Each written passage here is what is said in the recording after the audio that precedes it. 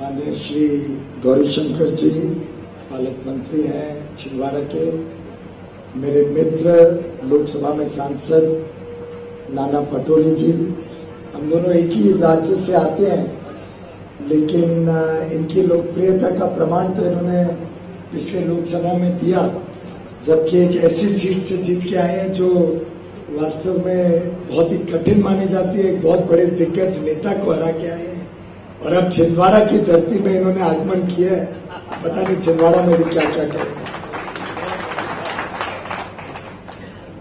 हमारे बीच में यहाँ के चारों विधायक हैं, माननीय रमेश दुबे जी, चौधरी चंद्रभान सिंह जी, नाना भाऊ मोहर जी और कवलेती जी।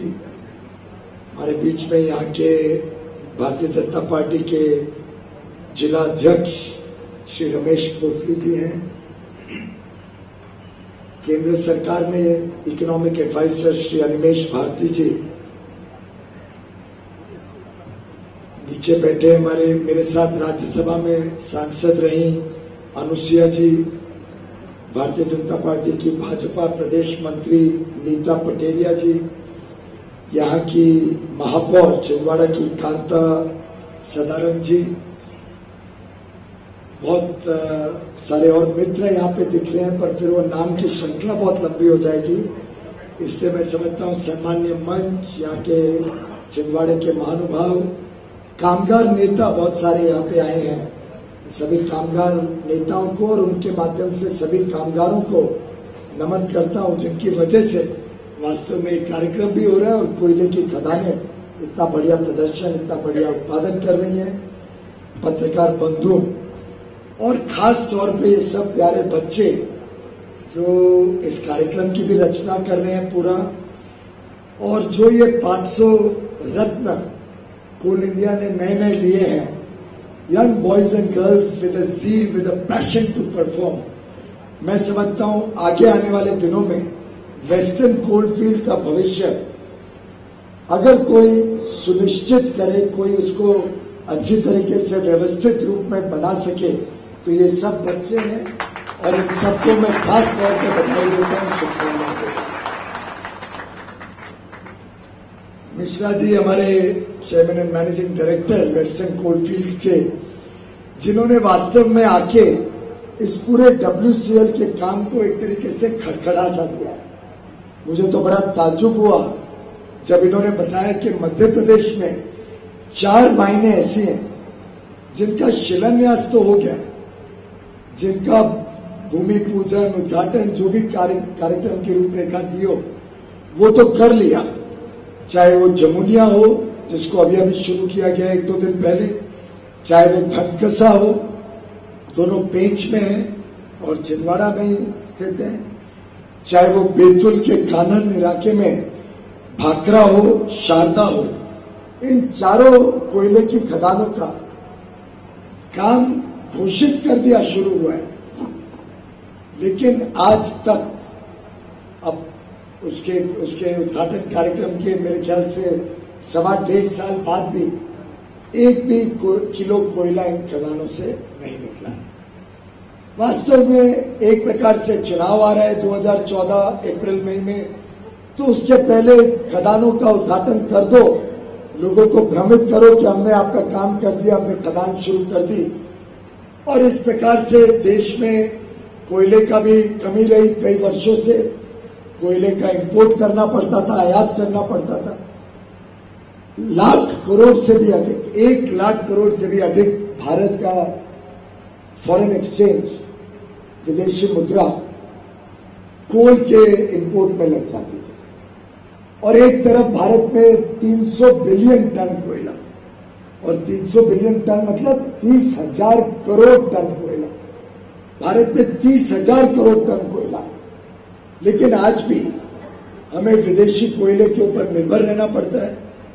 बिजली से देश में आज भी 20-25 करोड़ लोग बिजली जैसी एक सामान्य सुविधा से वंचित हैं, जिसको सुविधा मिल भी रही है। देश में लोग कम चर्चा करते हैं कि कब बिजली गई, ज्यादा चर्चा ये होती है कि अब बिजली आई। इस परिस्थिति में प्रधानमंत्री जी ने शपथ ली भारतीय जनता पार्टी और एनडीए की सरकार मई 2014 में आई और जब पूरे ऊर्जा और कोयले के विषय में पूरे काम का ब्यौरा लिया गया, पूरे काम को समझा गया, तब ध्यान में आया कि कितनी गंभीर स्थिति हिरासत में सरकार को मिली है।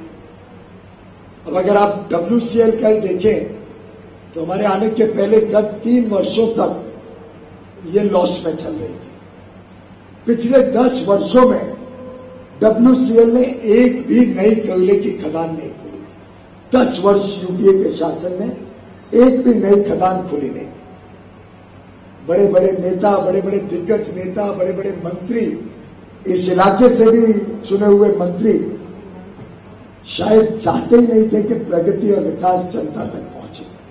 और मुझे तो बड़ा आश्चर्य हुआ जब मैंने देखा कि गत 10 वर्षों में जो मुआवजा लोगों को दिया गया जमीन के एवज में, वो मात्र 142 करोड़ रुपए।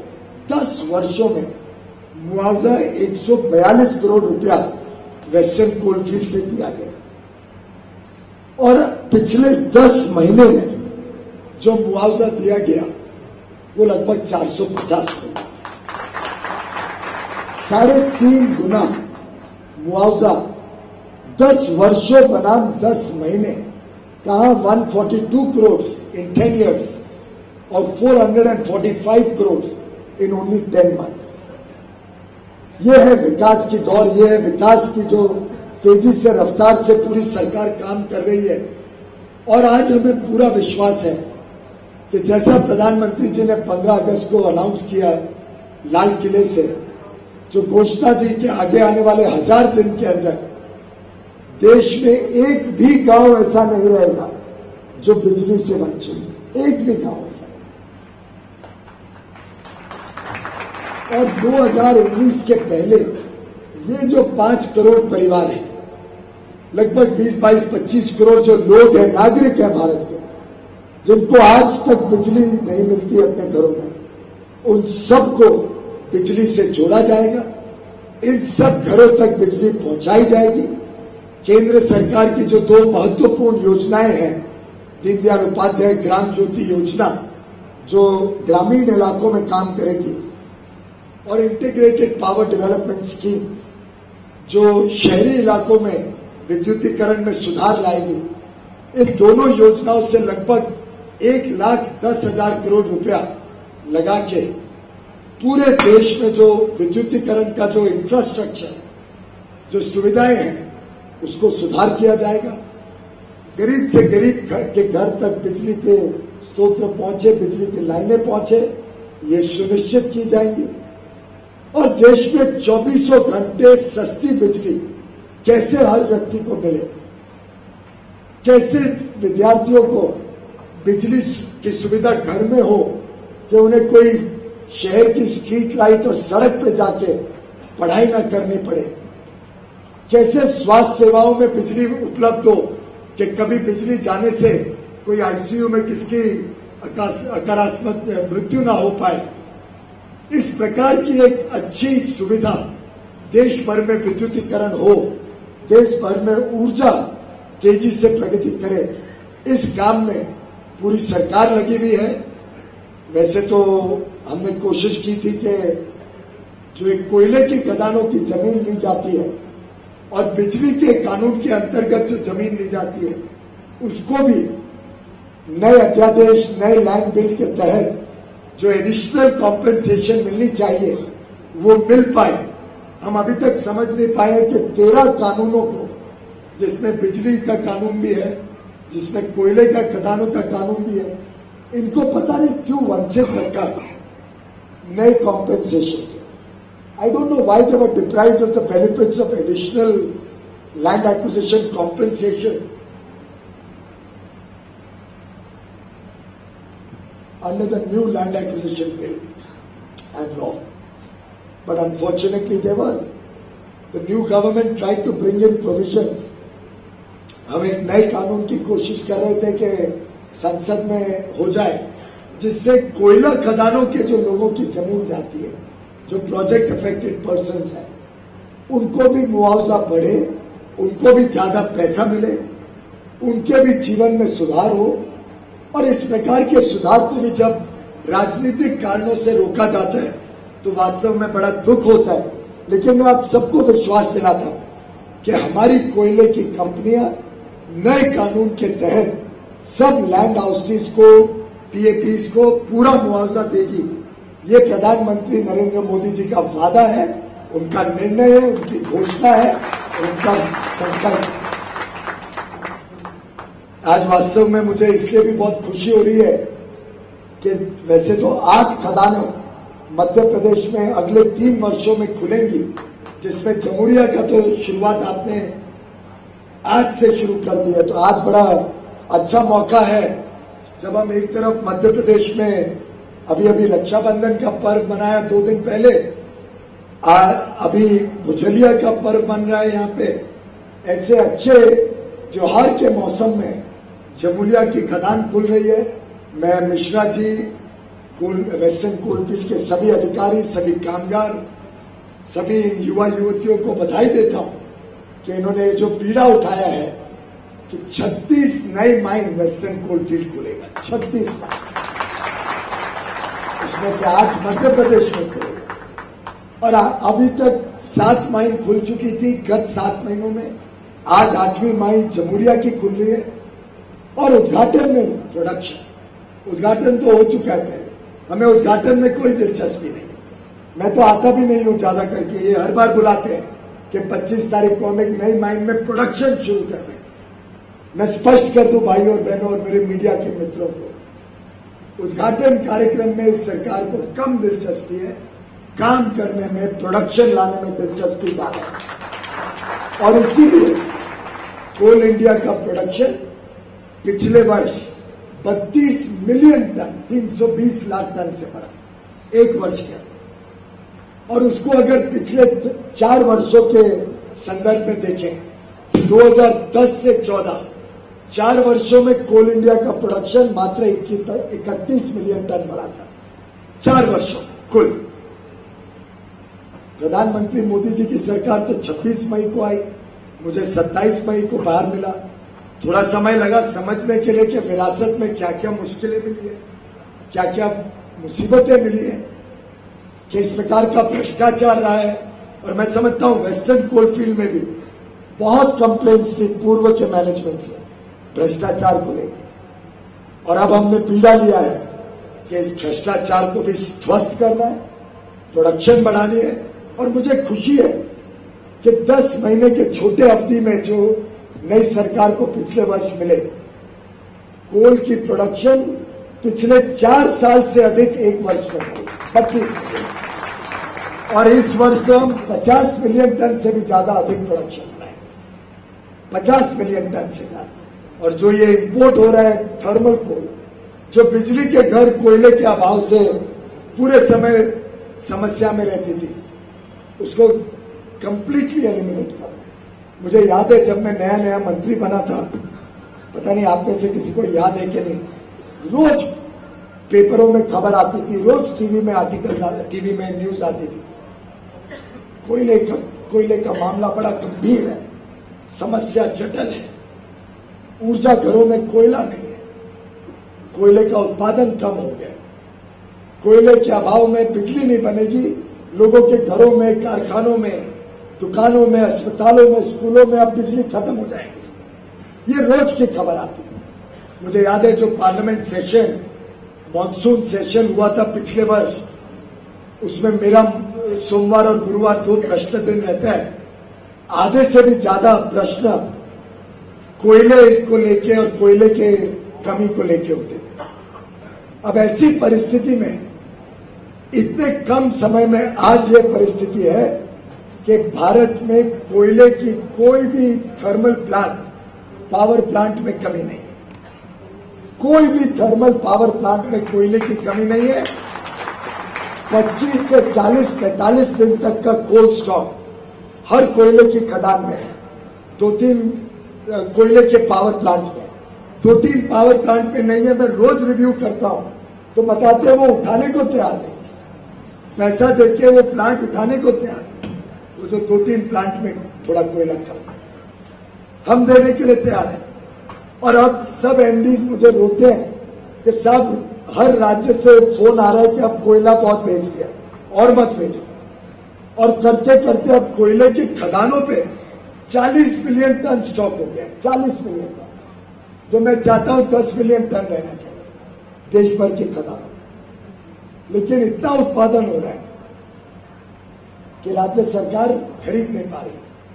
तो ऐसी परिस्थिति में आज भारत देश में कोयले की भी कोई कमी नहीं है, ऊर्जा की भी कोई कमी नहीं। किसी प्रकार की कमी का बगैर ये देश हर व्यक्ति के घर में 24 घंटे बिजली पहुंचा पाए, हर विद्यार्थी को 24 घंटे बिजली मिले पढ़ने के लिए, कारखाने आए, उद्योग आए, नौकरियों के लिए नए नए योजनाएं बने। इस संकल्प को लेके सरकार तेजी से काम कर रही है। और जब नौकरियों के अवसर आएंगे, जब नौकरियों के लिए इंटरव्यू कोई नौकरी के लिए जाएगा, तो उसका हुनर, उसका कौशल उस नौकरी लायक हो, उसके लिए प्रधानमंत्री जी ने स्किल इंडिया जो योजना देश को दी है, कौशल भारत, इस योजना के साथ कोयले की खदानें और कोयले की कंपनी भी जुड़े। इसी कड़ी में आज हमने एक कौशल भारत, कुशल भारत, इस योजना को प्रगति नामक योजना के साथ जोड़ के तेजी से वेस्टर्न कोलफील्ड काम करे। इसका जो आज उद्घाटन, जो इसका शुभारंभ किया है, उसके लिए मैं आप सभी को बहुत बहुत बधाई देता हूं। ये जो 2 स्किल डेवलपमेंट सेंटर छिंदवाड़ा में बनेंगे, कोई पूछे इतने वर्षों में क्यों नहीं बने, उसका मेरे पास कोई जवाब नहीं। क्यों नहीं यहाँ के नेताओं ने इतने वर्षों तक, जो सरकार 10 साल तक एक सरकार चली, यहाँ के नेता मंत्री के रूप में काम करते थे, क्यों नहीं यहाँ की कोल कंपनियां, यहाँ की बिजली कंपनियों ने यहाँ कौशल विकास या समाज सेवा का काम तेजी से किया, उसका मेरे पास कोई जवाब नहीं। लेकिन इतना पक्का विश्वास है कि ये जो 2 स्किल डेवलपमेंट सेंटर खुलेंगे, एक तकनीकी स्किल जिसका प्रमाण तो आपके सामने ये नौजवान युवक जो यहां से हुनर, एक कौशल अपना विकास करके जब निकलेंगे तो इनके लिए नौकरी भी मिलेगी, इनके लिए नौकरी करने का सामर्थ्य होगा। जैसे ये यंग स्टूडेंट्स 500 बच्चे आज वेस्टर्न कोलफील्ड में कायाकल्प कर रहे हैं, वैसे ये सब बच्चे यहां से 1000 बच्चे टेक्निकल ट्रेनिंग हर वर्ष और 1000 बच्चे पैरामेडिक की ट्रेनिंग, कोई नर्सेज बनेगी, कोई अलग अलग प्रकार का काम स्वास्थ्य के साथ, हॉस्पिटल के साथ जुड़ के इस प्रकार की ट्रेनिंग जब लेके 2000 युवा युवती हर वर्ष कौशल विकास लेके यहां से निकलेंगे, तो मुझे पूरा विश्वास है पूरे छिंदवाड़ा में एक नई लहर, एक विकास की लहर गूंजेगी। नए कारखाने यहाँ पे आएंगे जब उनको पता होगा यहाँ ट्रेन्ड मैन पावर मिलता है, हमें कोयले की खदानों में अच्छे लोग मिलेंगे जो अच्छी तरीके से काम कर सकेंगे। और इसी प्रकार से 2 और फैसिलिटीज नागपुर और चंद्रपुर में भी शुरू की जाएंगी, जिससे कुल वेस्टर्न कोलफील्ड हर वर्ष 6000 लोगों का कौशल विकास करेगी। और ये 6000 रत्न भारत के रत्न बनेंगे, भारत के भविष्य के रत्न। ये जो परमानेंट रिहैबिलिटेशन सेंटर है, जब मुझे बताया गया कि 2008 से लगभग इसका काम ठप पड़ा है, मैं तो हैरान हो गया। इतना अच्छा एक सेंटर बन सकता है, इतनी जमीन है, और परमानेंट जी के नाम पे जिस परिवार ने जिस भावना से इस जमीन को वेस्टर्न कोलफील्ड को दिया, जिस उद्देश्य से दिया, जो उनका विश्वास था कि सरकारी कंपनी इस पे अच्छा काम करेगी, सरकारी कंपनी इसके माध्यम से जनता की सेवा करेगी, उसको 6 वर्ष से एक तरीके से बेकार सा बना के रखा, जनता को उसके लाभ से वंचित रखा। और यहां पे किसी को चिंता ही नहीं, यहां के नेताओं को किसी की कोई चिंता नहीं।